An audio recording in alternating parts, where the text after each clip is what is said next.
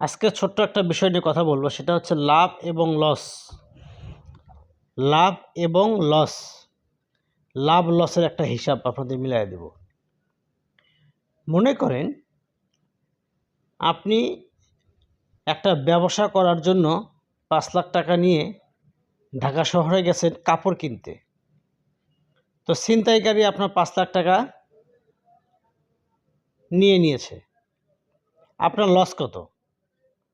নিশ্চিন্তে বলবেন 5 লাখ টাকা। এটাই তো বলবেন, যেহেতু আপনি 5 লাখ টাকা নিয়েই গেছেন মাল কেনার জন্য, 5 লাখ টাকায় ছিনতাইকারী নিয়েছে, তাহলে লস 5 লাখ টাকা।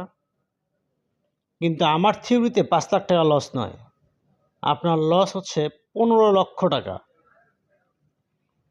15 লক্ষ টাকা। কীভাবে 15 লক্ষ টাকা লস, আমি আপনাদের একটু বোঝায়া দিই। এটা আসলে একটু সচেতনতার জন্য আমি বলতেছি বিষয়টা। 5 লাখ টাকা আপনি আপনার ক্যাশ 5 লাখ টাকা নিয়ে ছোট্ট একটা ব্যবসা করার উদ্দেশ্যে কাপড় কেনার জন্য আপনি ধরেন ঢাকা শহরে গেলেন, 5 লাখ টাকা হারিয়ে ফেললেন, ছিনতাই হয়ে গেল। এখন এই 5 লাখ টাকাকে পূরণ করতে আপনাকে আবারও 5 লাখ টাকা সংগ্রহ করতে হবে। যে 5 লাখ টাকা ছিনতাই হয়েছে, এই 5 লাখ টাকা পূরণ করতে আপনাকে আবারও 5 লাখ টাকা সংগ্রহ করতে হবে। তাহলে এই 5 লাখ টাকা কিন্তু আপনি ঋণগ্রস্ত হয়ে গেলেন। আপনি হয় আপনার বউয়ের গহনা বিক্রি করবেন, নাহলে জমি বিক্রি করবেন, অথবা যে কোনো পারপাস থেকে কন্ডিশনের উপরে বা লাভের উপরে বা এনজিও থেকে বা ব্যাংক থেকে টাকা নিয়েই কিন্তু আপনি 5 লাখ টাকা পূরণ করবেন। তাহলে মনে করেন আপনি ব্যাংক থেকে লোন নিয়েছেন 5 লাখ টাকা। এই 5 লাখ টাকা লোন শোধ করতে আপনাকে 1 বছরে কিন্তু আপনি শোধ করতে পারবেন না,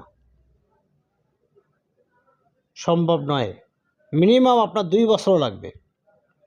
তাহলে ওই যে হারানো 5 লাখ টাকা পূরণ করতে আপনি আরও 5 লাখ টাকা ঋণ করলেন, তাহলে 10 লাখ টাকা হয়ে গেল।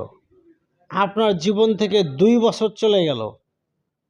আপনি 2 বছরে আপনি আবার এই 5 লাখ টাকা মনে করেন লাভ করে সঞ্চয় করলেন।